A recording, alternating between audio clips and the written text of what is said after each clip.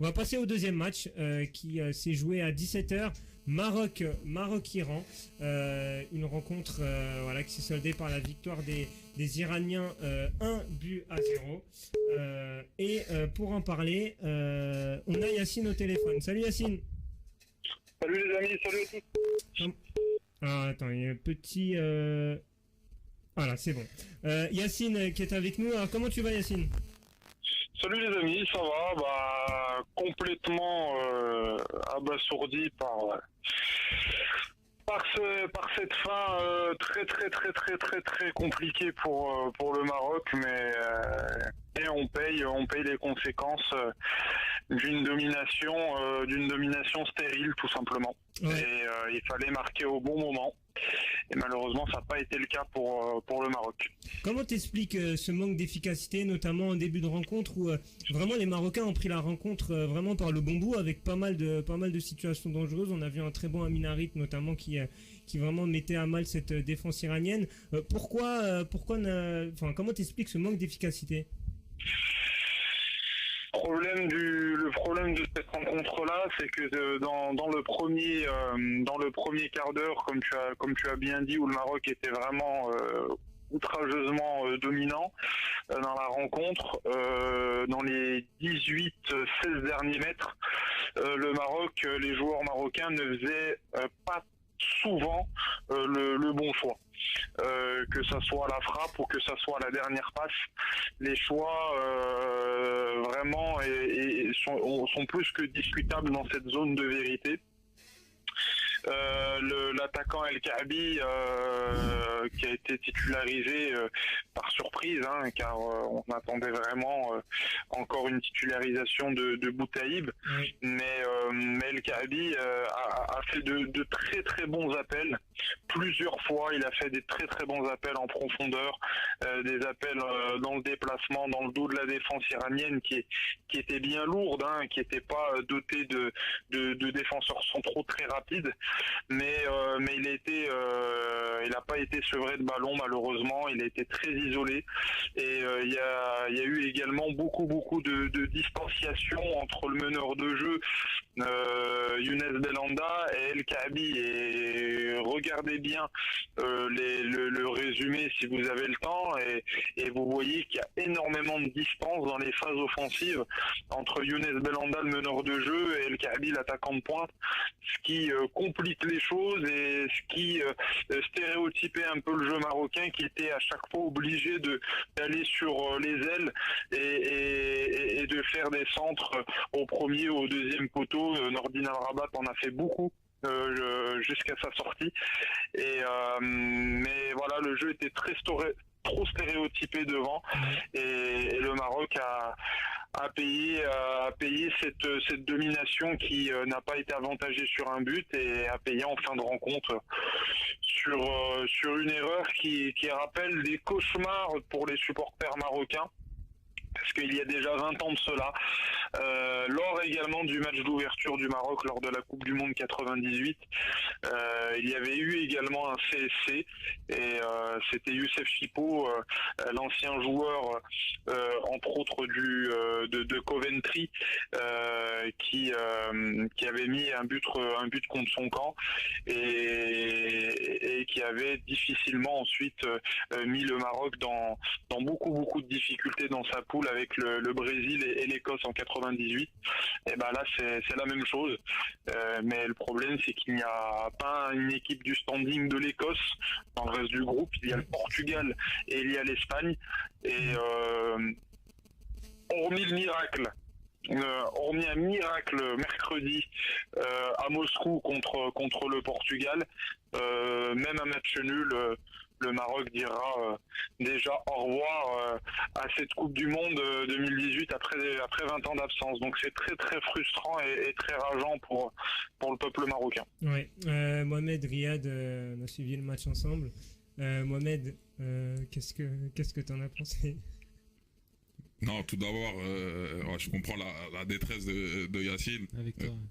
Non, parce que prendre un but comme ça à la 95e minute, contre son camp, il y a rien de plus horrible.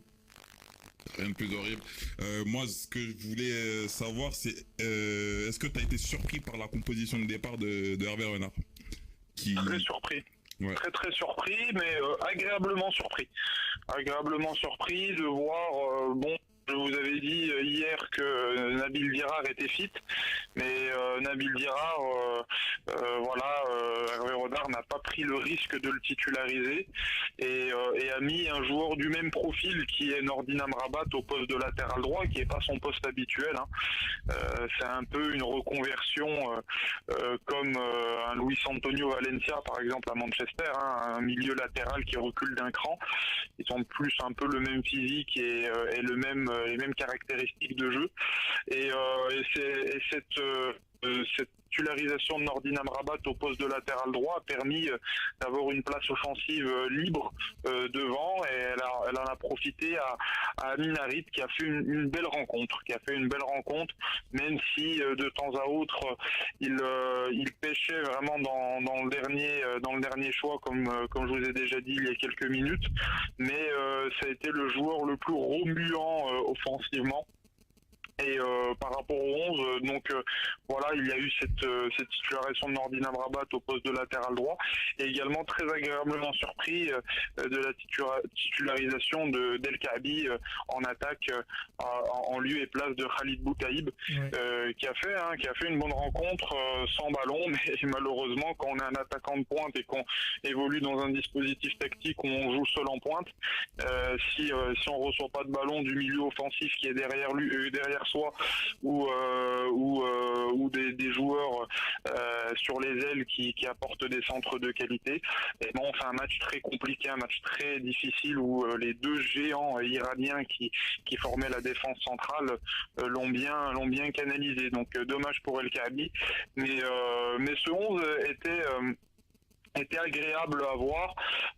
Ensuite, après, un peu déçu du coaching, même très déçu du coaching.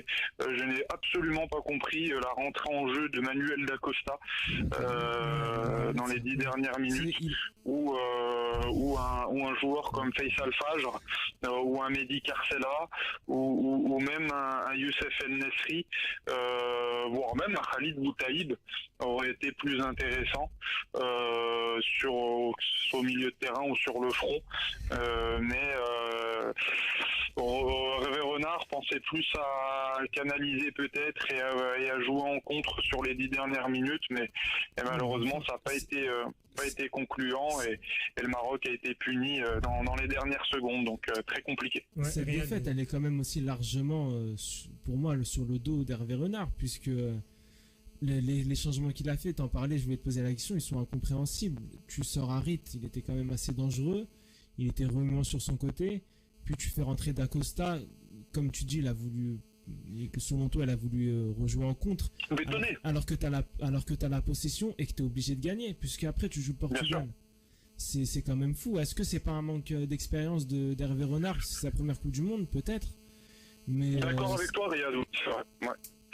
C'est d'accord avec toi sur ce propos par rapport au changement qui est un petit peu. Il y a eu un petit peu de crainte, un petit peu de peur à côté. C'est quand même. Même pas lui, puisque le Maroc était quand même dangereux. Bien sûr.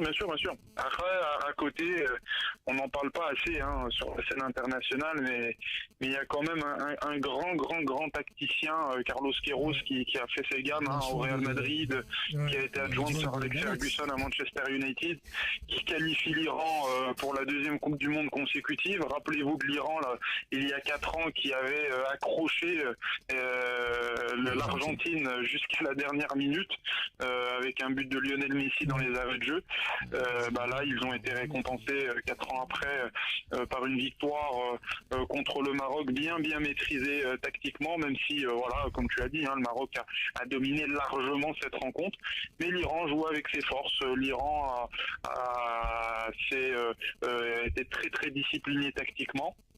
l'Iran était très très dangereux sur le contre-attaque. Hein. Rappelez-vous également de l'action juste avant la fin de la première mi-temps et du double arrêt de Mounir El Kajoui.